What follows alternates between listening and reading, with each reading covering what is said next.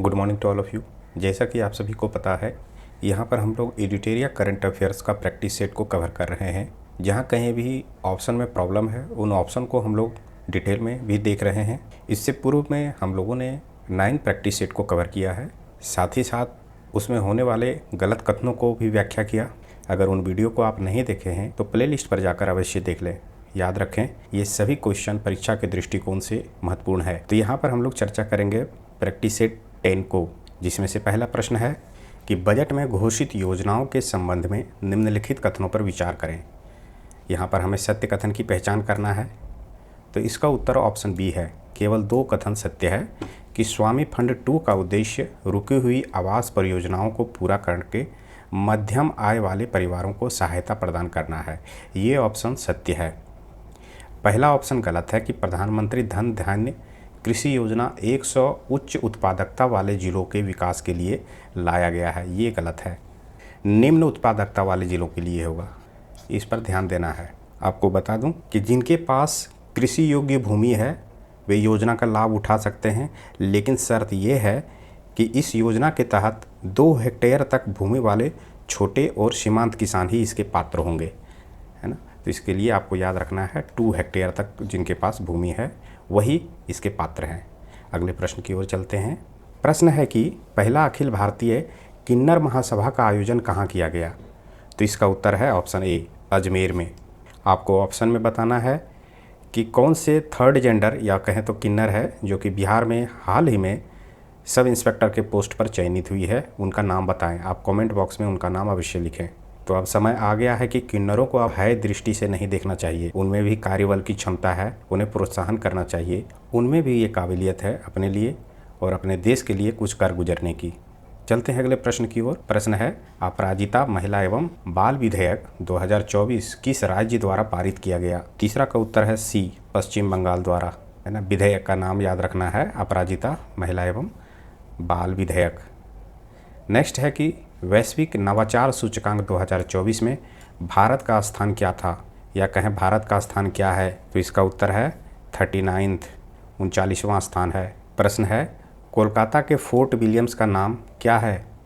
तो इसका उत्तर है ऑप्शन बी, विजय दुर्ग। अगला प्रश्न है कि काशी तमिल संगमम KTS 3.0 का आयोजन उत्तर प्रदेश सरकार ने किसके साथ किया।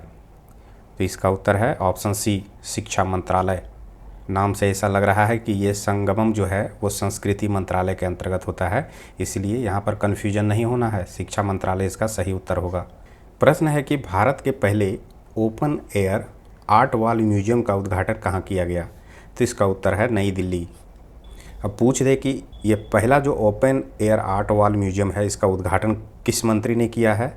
तो इसका उत्तर होगा केंद्रीय मंत्री डॉक्टर जितेंद्र सिंह ने। इनके पास कौन सा मंत्रालय है। तो विज्ञान एवं प्रौद्योगिकी, पृथ्वी विज्ञान जैसे मंत्रालय इनके पास है। बता दूं कि ओपन एयर म्यूजियम से तात्पर्य क्या है। तो इसका तात्पर्य है मौसम भवन की दीवारों पर की गई कलाकृतियों से। प्रश्न है कि भारत का पहला चिड़ियाघर आधारित बायो बैंक कहाँ स्थापित किया गया है। तो इसका उत्तर है ऑप्शन बी, दार्जिलिंग। अगला प्रश्न है कि नीति आयोग ने एम्स नई दिल्ली को विश्व स्तरीय चिकित्सा अनुसंधान और स्वास्थ्य सेवा संस्थान में बदलने के लिए किसकी अध्यक्षता में एक समिति का गठन किया है। तो इसका उत्तर है डॉक्टर BK पॉल के अध्यक्षता में ये समिति गठित की गई है। अगला प्रश्न है ट्रांसपेरेंसी इंटरनेशनल द्वारा 2024 के भ्रष्टाचार धारणा सूचकांक के संबंध में निम्नलिखित कथनों पर विचार करें। यहाँ पे कौन से कथन सत्य है ये बताना है। तो 10वां का उत्तर डी है। 1, 2 और 3 तीनों कथन सत्य है कि भारत 180 देशों में 96th पोजीशन पर है ना। 96वां स्थान इन्होंने हासिल किया है भ्रष्टाचार के मामले में। और सबसे कम भ्रष्ट देश में कौन सा देश प्रथम स्थान पर है। तो डेनमार्क है, फिर फिनलैंड उससे कम है, उसके बाद सिंगापुर है ना। ये सभी कम भ्रष्ट देशों में आता है। और सबसे अधिक भ्रष्ट देश कौन है। तो दक्षिणी सूडान है। इस कारण से ये तीनों ऑप्शन सत्य है, इसे ध्यान में रखना है। सूचकांक अक्सर एग्जामिनेशन में पूछा जाता है, इस कारण से ये वेरी इंपॉर्टेंट क्वेश्चन है। अगला प्रश्न है कि फिलाडेल्फिया कॉरिडोर के बारे में निम्नलिखित में कौन सा कथन सही है। तो 11 का उत्तर ऑप्शन बी है कि यह गाजा और मिस्र के बीच बफर जोन के रूप में कार्य करता है ना, फिलाडेल्फिया कॉरिडोर। अगला प्रश्न है कि निम्नलिखित कथनों पर विचार करें। यहाँ पे कौन से कथन सत्य है ये कथन को बताना है। तो 12 का उत्तर है ऑप्शन बी, जिसमें से केवल 2 कथन को सत्य कहा गया है कि सागर आकलन के बारे में लॉजिस्टिक पोर्ट परफॉर्मेंस इंडेक्स यानी कि LPPI का उद्देश्य भारतीय बंदरगाहों की दक्षता, प्रतिस्पर्धात्मकता और स्थिरता को बढ़ाना है। ये ऑप्शन मूल रूप से सत्य है। पहला ऑप्शन गलत है कि एक राष्ट्र एक बंदरगाह प्रक्रिया ONOP पहल का उद्देश्य सभी बंदरगाह प्राधिकरणों को एक इकाई में विलय करना है, ये गलत है। तो बता दूं ONOP पहल का उद्देश्य क्या है। तो बंदरगाह का दस्तावेजीकरण का मानकीकरण करना है, जहां पर बंदरगाहों पर एकरूपता लाकर कागजी कार्रवाई को कम करना है। तो इसका पहल जो है वो कागजी कार्रवाई को कम करने से है, ना कि सभी को एक में विलय करने का है। क्योंकि इससे क्या होगा कि वैश्विक के व्यापार में बढ़ावा मिलेगा, साथ ही साथ लॉजिस्टिक की सुगमता होगी, कार्बन फुटप्रिंट में कमी होगी। तो इस कारण से ONOP की पहल का यही प्रमुख लक्ष्य है। चलते हैं अगले प्रश्न की ओर। प्रश्न है कि हाल ही में असम राइफल्स द्वारा आयोजित एकता उत्सव का उद्देश्य निम्नलिखित में कौन सा है। तो 13 का उत्तर है ऑप्शन बी, खेल और संस्कृति के माध्यम से राष्ट्रीय पहचान को मजबूत करना। अगला प्रश्न है कि संवाद कार्यक्रम का प्राथमिक उद्देश्य क्या है। तो इसका उत्तर है ऑप्शन बी, कमज़ोर परिस्थितियों में रहने वाले बच्चों की मानसिक स्वास्थ्य, आउटरीच और मनोसामाजिक देखभाल प्रदान करना। यह है संवाद कार्यक्रम का प्राथमिक उद्देश्य। चलते हैं अगले प्रश्न की ओर। प्रश्न है कि निम्नलिखित में कौन सा संगठन भारत में औद्योगिक उत्पादन सूचकांक IIP को संकलित करने और जारी करने के लिए जिम्मेदार है। इसका उत्तर है ऑप्शन सी, केंद्रीय सांख्यिकी कार्यालय CSO। प्रश्न है कि हाल ही में माउंट तारानाकी यानी तारानाकी मोंगा को कानूनी व्यक्तित्व प्रदान किया गया, वह किस देश में स्थित है। तो इसका उत्तर है ऑप्शन बी, न्यूजीलैंड में। अगला प्रश्न है कि कौन सा देश AI जनरेटेड बाल यौन शोषण सामग्री को अपराध घोषित करने वाला पहला देश बन गया है। तो इसका उत्तर है option C, United Kingdom UK। अगला प्रश्न है कि UAE की ब्लू वीज़ा प्रणाली के संबंध में निम्नलिखित कथनों पर विचार करें। यहाँ पर हमें सही कथन की पहचान करना है। तो 18 का उत्तर है ऑप्शन सी, 1 और 2 दोनों कथन सत्य है।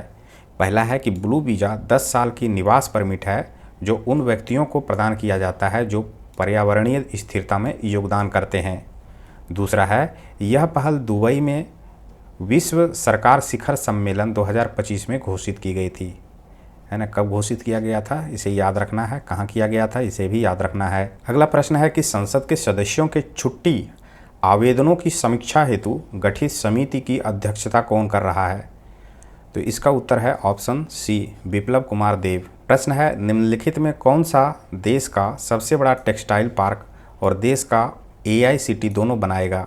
तो इसका उत्तर है ऑप्शन सी, लखनऊ। ये शहर लखनऊ है। अगला प्रश्न है कि हाल ही में केंद्र सरकार ने अंडमान और निकोबार द्वीप समूह की राजधानी पोर्ट ब्लेयर का नाम बदलकर क्या कर दिया है, इसे बताना है। तो इसका होगा श्री विजयपुरम। पोर्ट ब्लेयर का नाम बदलकर श्री विजयपुरम किया गया है। लोग गलती से सुभाष चंद्र बोस के ऊपर में टिक लगा देंगे, जो कि गलत है। अगला प्रश्न है कि पूर्वोदय योजना के अंतर्गत शामिल राज्य कौन कौन से हैं। तो इसका उत्तर है ऑप्शन सी, पूर्वोदय योजना में बिहार है, झारखंड है, उड़ीसा है, पश्चिम बंगाल है और आंध्र प्रदेश है। आपको बता दूं कि पूर्वोदय योजना का उद्देश्य क्या है।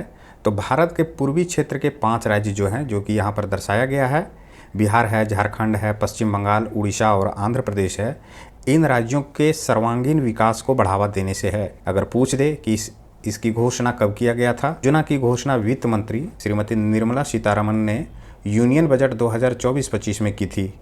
इनका लक्ष्य क्या है। तो राज्यों की आर्थिक, सामाजिक और बुनियादी ढांचों के मामले में देश के अन्य हिस्सों के समकक्ष लाना और विकसित भारत 2047 के दृष्टिकोण में योगदान देना है। चलते हैं अगले प्रश्न की ओर। प्रश्न है कि व्हाट्सएप गवर्नेंस पहल मन मित्र की शुरुआत किस राज्य सरकार द्वारा की गई। तो इसका उत्तर है ऑप्शन ए, आंध्र प्रदेश, है ना। नाम याद रखना है, मन मित्र की शुरुआत। चलते हैं अगले प्रश्न की ओर। प्रश्न है कि गुजरात सरकार ने राज्य हेतु समान नागरिक संहिता यानी कि UCC का मसौदा तैयार करने के लिए सुप्रीम कोर्ट के किस सेवानिवृत्त न्यायाधीश के नेतृत्व में एक पैनल का गठन किया है?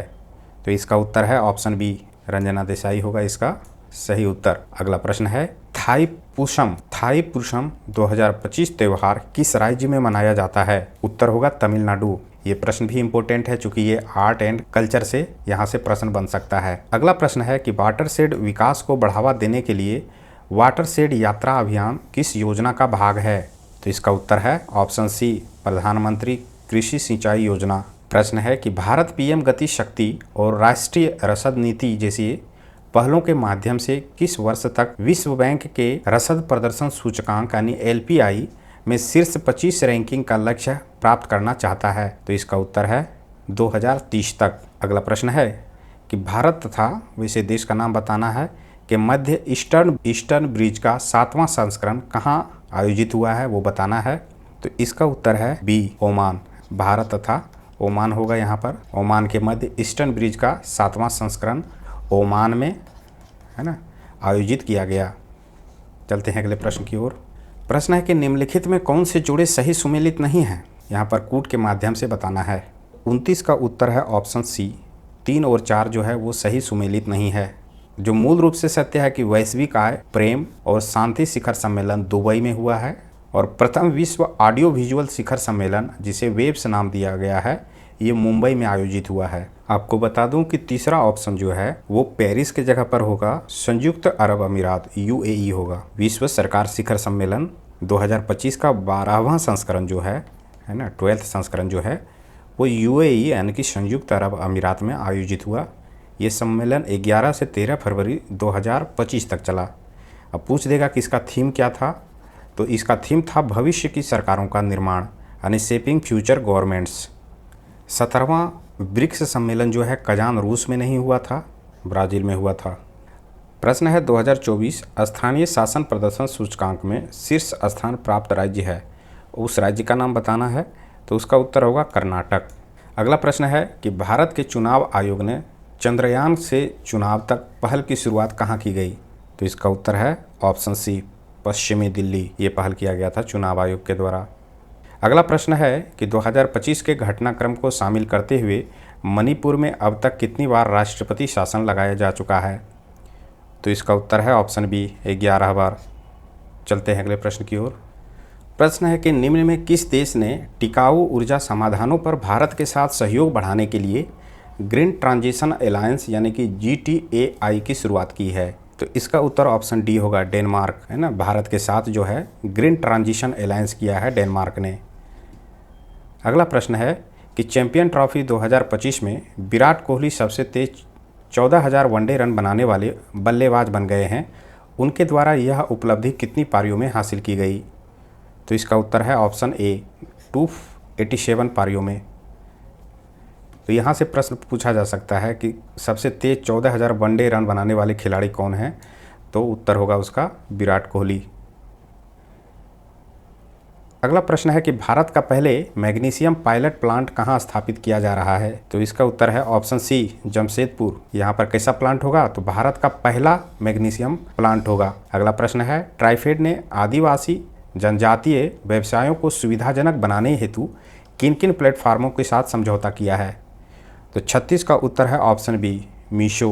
ये शॉपिंग प्लेटफॉर्म है उसके साथ समझौता किया है।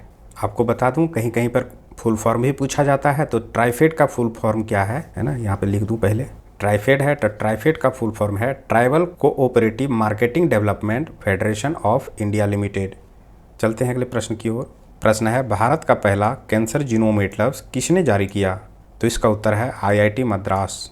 ये साइंस एंड टेक्नोलॉजी से ये प्रश्न है ना, इस कारण से ये प्रश्न भी बन सकता है क्योंकि ये कैंसर से जुड़ा हुआ एक जीनोम एटलस है ना। इसे IIT मद्रास ने जारी किया है, इस पर ध्यान देना है। अगला प्रश्न है कि हाल ही में कौन सा देश अदालतों में न्यायाधीशों को लोकप्रिय वोट के आधार पर निर्वाचित होने की अनुमति देने वाला दुनिया का प्रथम देश बन गया है? तो इसका उत्तर है ऑप्शन सी, मैक्सिको। अगला प्रश्न है कि भारत का पहला ऐसा डाक सर्किल कौन सा बना जिसने वेद और उपनिषदों पर विशेष आवरण जारी किया है? तो इसका उत्तर है ऑप्शन सी, बिहार सर्किल। अगला प्रश्न है कि किस राज्य या केंद्र शासित प्रदेश ने भ्रष्ट लोक सेवकों पर कार्यवाही हेतु अलग से मुख्य जांच आयुक्त निदेशालय का गठन किया? तो इसका उत्तर है बिहार।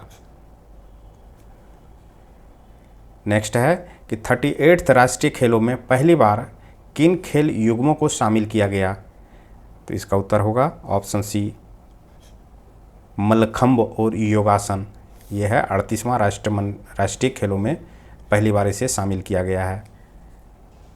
प्रश्न है, नीति आयोग द्वारा जारी राजकोषीय स्वास्थ्य सूचकांक में बिहार किस कैटेगरी में शामिल है? तो इसका उत्तर है ऑप्शन सी, परफॉर्मर। अगला प्रश्न है कि 8 फरवरी 2025 को सैम नुजोमा का 95 वर्ष की आयु में निधन हो गया। वे किस देश के राष्ट्रपति के रूप में जाने जाते थे? जाने क्या जाएंगे, किस देश के राष्ट्रपति होंगे? तो उसका उत्तर होगा नामीबिया। प्रश्न है कि नागालैंड वन प्रबंधन परियोजना, जिसे कि NFMP नाम दिया गया है, को किस वर्ष के लिए राष्ट्रीय विकास में उत्कृष्ट योगदान के लिए स्कॉच पुरस्कार से सम्मानित किया गया? तो इसका उत्तर है 2024। आपको बता दूं कि ये जो स्कॉच अवार्ड है ये भारत में एक प्रतिष्ठित नागरिक सम्मान है। यह पुरस्कार उन व्यक्तियों, परियोजनाओं और संस्थानों को दिया जाता है जो देश के विकास में महत्वपूर्ण योगदान देते हैं। अगला प्रश्न है कि 9वें एशियाई शीतकालीन खेल जो 2025 में हुआ था, भारत ने कुल कितने पदक जीते? तो इसका उत्तर है ऑप्शन डी, उपर्युक्त में से कोई नहीं। तो बता दूं कि 9वें एशियाई शीतकालीन खेल में भारत ने कोई भी पदक नहीं जीता है, यानी 0 स्थान पर। अब पूछ देगा कि भारत के द्वारा कितने खिलाड़ियों को भेजा गया, तो 59 खिलाड़ी भेजा गया था, लेकिन ये सभी 0 पदक जीता। कि 9वें एशियाई शीतकालीन खेल का आयोजन कहाँ किया गया? तो वो चीन में हुआ था। चीन याद रखना है। चलते हैं अगले प्रश्न की ओर। प्रश्न है कि इंटरनेशनल फिल्म फेस्टिवल रॉटरडम यानी कि IFFR 2025 में फिल्म बैड गर्ल को प्रतिष्ठित नेटपेक अवार्ड जीता। इसका निर्देशन किसने किया? तो इसका उत्तर है वर्षा भरत ने इसका निर्देशन किया था। अगला प्रश्न है, भारत ने लिथियम जैसे महत्वपूर्ण खनिजों की खोज और विकास में सहयोग को बढ़ावा देने हेतु किस देश के साथ समझौता किया? तो इसका उत्तर ऑप्शन सी है, अर्जेंटीना होगा।